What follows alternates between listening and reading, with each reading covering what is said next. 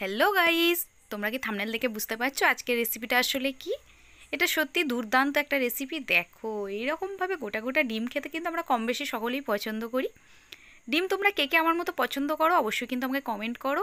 তো দেখো, দেখতে যা সুন্দর লাগছে না, খেতে তো মনে হচ্ছে আরও সুন্দর হয়েছে। জাস্ট দুর্দান্ত ফাটাফাটি একটা রেসিপি নিয়ে চলে এসেছি। সেই রেসিপিটা কি, কিভাবে তৈরি করেছি, সব প্রসেস তোমাদের সঙ্গে শেয়ার করব। বাই দ্য ওয়ে, পিয়ার ব্লগ অ্যান্ড রেসিপিতে তোমাদের সবাইকে স্বাগত জানাই। আজকের রেসিপিটা বলেই দিই, আজকে হচ্ছে ডিমের কোরমা, যেটা আলু দিয়ে, শুধুমাত্র ডিম দিয়ে না, এটা ডিমের সঙ্গে আলু দিয়ে কোরমা, যেটা খেতে কিন্তু বেশ সুন্দর। চলো মূল প্রিপারেশনে যাওয়া যাক আজকের রেসিপিটায়। তো আজকের রেসিপি প্রধান উপকরণ যেগুলো, সেটা হচ্ছে ডিম আর আলু। আমি দেখো আলু বড় বড় সাইজের আলু নিয়েছি, সেটাকে স্লাইস করে কেটে নিয়েছি। আর লাগছে দেখো কুচানো পেঁয়াজ। পেঁয়াজটাকে সুন্দর একটা পেস্ট তৈরি করে নিতে হবে। তার জন্য পেঁয়াজটা কুচো করে নিয়ে মিক্সিং জারের মধ্যে দিয়ে দিচ্ছি। দেখতে পাচ্ছ দুর্দান্ত রেসিপি। দেখো পেস্ট হয়ে গেছে, পেস্টটাও বাটিতে আমি ট্রান্সফার করে নিলাম।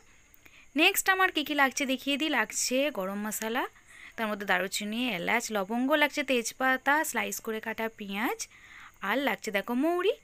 মৌরিটা একটা পেস্ট লাগবে, আমি এখানে ভিডিওর সুবিধার্থে পেস্ট আগেই করে নিয়েছি, তোমাদের দেখিয়ে দিচ্ছি সেটা। দেখো নিয়েছি, যেহেতু এটা মিক্সিতে পেস্ট করা অসুবিধা, তাই আমি এটাকে শিলনোড়ায় পেস্ট করে নিয়েছি। চলো পেস্টটা তোমাদের সঙ্গে শেয়ার করি। দেখেছো কতটা সুন্দর সফট একটা স্মুথ পেস্ট তৈরি হয়েছে। দেখো পেঁয়াজ আর মৌরির পেস্টটা একসঙ্গে রেখে দিলাম। নেক্সট পার্টে তোমাদের সঙ্গে শেয়ার করি আর কি করেছি। খেতে কিন্তু বেশ সুন্দর, দেখতে দেখতে তোমাদের ভালো লাগলে অবশ্যই কিন্তু আমার চ্যানেলটিকে সাবস্ক্রাইব করো। আর দেখো আমি এখানে নিয়েছি লিকুইড মিল্ক। তোমরা চাইলে কিন্তু এখানে টক দইও ব্যবহার করতে পারো। লিকুইড মিল্কটা যেহেতু টক ভাব নাই, তাই আমি এর মধ্যে দিয়ে দিলাম সামান্য একটু তেঁতুল। তেঁতুলটা খানিক পরে ভালো করে এর সঙ্গে ফেটিয়ে নেব। তোমরা চাইলে এর বদলে অবশ্যই কিন্তু টক দই ব্যবহার করতে পারো, ভালো করে ফেটিয়ে। নেক্সট চলো ওভেনের মধ্যে একটা কড়াই বসিয়ে তাতে সামান্য একটু তেল দিয়েছি, আর দিয়ে দিয়েছি দেখো স্লাইস করে কেটে রাখা আলু।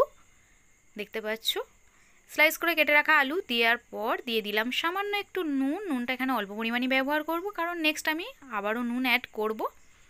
তাই দিয়ে একটু লাল লাল করে এপিট ওপিট একটু সুন্দর করে ফ্রাই করে নেব। তোমরা দেখলে বুঝতে পারবে কালারটা একটু সামান্য চেঞ্জ হবে, সেই পর্যায়ে ওভেনটা কিন্তু বন্ধ করে দেব। আর ডিমটাও সিদ্ধ করতে বসিয়ে দিয়েছি। দেখতে পেয়েছো আলুর কালারটা কতটা সুন্দর হয়েছে। দেখো জাস্ট দেখেই জিভে জল চলে আসছে না? এরকম ফ্রাই করা আলু কিন্তু খেতে বেশ ভালো লাগে। অন্যদিকে দেখো ডিমটাও প্রায় সিদ্ধ হয়ে গেছে। ডিমটাও খোসা ছাড়িয়ে সামান্য একটু গোলমরিচ আর অল্প একটু নুন দিয়ে, সামান্য হলুদ দিয়ে একটু ব্রাউন কালার করে ফ্রাই করে নেব। ফ্রাই করে নিয়ে প্লেট আউট করে রেখে দিয়েছি, পরে তোমাদের দেখাচ্ছি। নেক্সট চলো ওভেনের মধ্যে একটা হাঁড়ি বসিয়ে তার মধ্যে দিয়ে দিলাম দেখো সামান্য একটু সাদা তেল, আর দিয়ে দিয়েছি 1 চামচ ঘি। ঘিটা দেওয়ার কারণ হচ্ছে সুন্দর একটা ফ্লেভার আসবে, খেতে কিন্তু বেশ ভালো লাগবে। নেক্সট দিয়ে দিলাম তার মধ্যে একটা স্লাইস করা কাটা পেঁয়াজ। পেঁয়াজটা সুন্দর একটা গোল্ডেন ব্রাউন কালার করে নেব, যেটাকে বেরেস্তা বলে পেঁয়াজে। তো সেটাই করে নেব। দেখো দেখলে বুঝতে পারবে আস্তে আস্তে সুন্দর একটা বেশ গোল্ডেন ব্রাউন কালার চলে আসবে।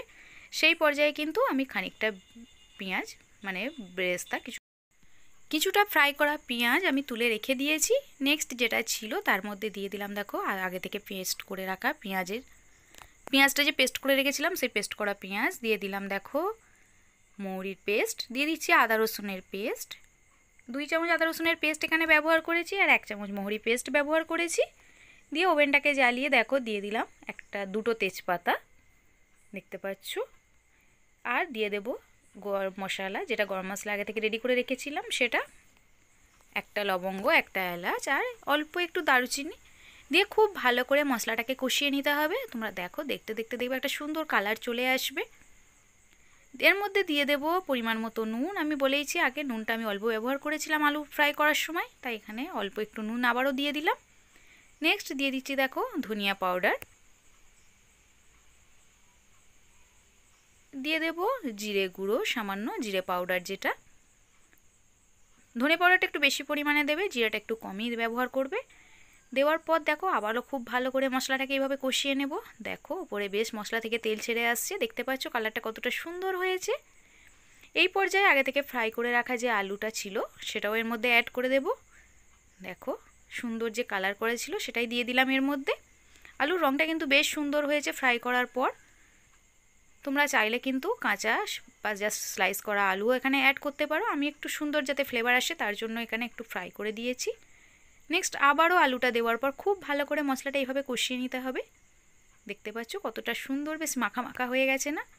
এই পর্যায়ে দিয়ে দেব পরিমাণ মতো জল। জল কিন্তু খুব বেশি পরিমাণে আমরা ব্যবহার করব না, মোটামুটি একটা পরিমাণ মতো জল এখানে ব্যবহার করব যতটা দরকার আলুটা সিদ্ধ হওয়ার জন্য। তো সেই পরিমাণই জল আমি এখানে অ্যাড করে দিলাম।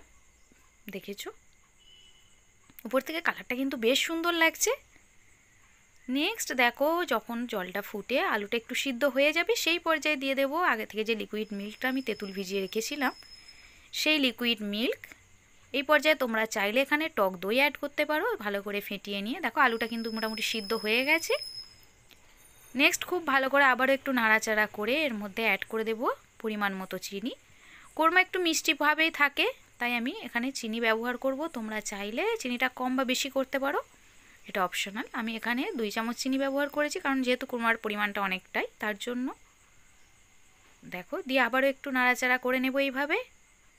নেক্সট কিছুক্ষণ আবারও ফুটতে দেব, তারপর তোমাদের সঙ্গে প্লেট আউট করে শেয়ার করব, তাহলে তোমরা বুঝতে পারবে কতটা সুন্দর হয়েছে। জাস্ট দেখেছো ফুটে ওঠার পর আমি ততক্ষণ কিন্তু ডিমটাও রেডি করে নিচ্ছি। ডিমগুলো দেখো সবটা খোসা ছাড়িয়ে সুন্দর করে প্লেট আউট করে রেখে দিয়েছি। এরপর খানিকটা একটু ফ্রাই করে নিয়েছিল বাড়িতে, আমি সেটা তোমাদের সঙ্গে শেয়ার করলাম না। কড়াইয়ের মধ্যে সামান্য একটু গোলমরিচ আর একটু হলুদ গুঁড়ো দিয়ে জাস্ট একটু নেড়ে চেড়ে নেবে। দেখো দেওয়ার পর হাঁড়িতে দিয়ে একটু ফুটিয়ে নেবে, নিলেই রেডি।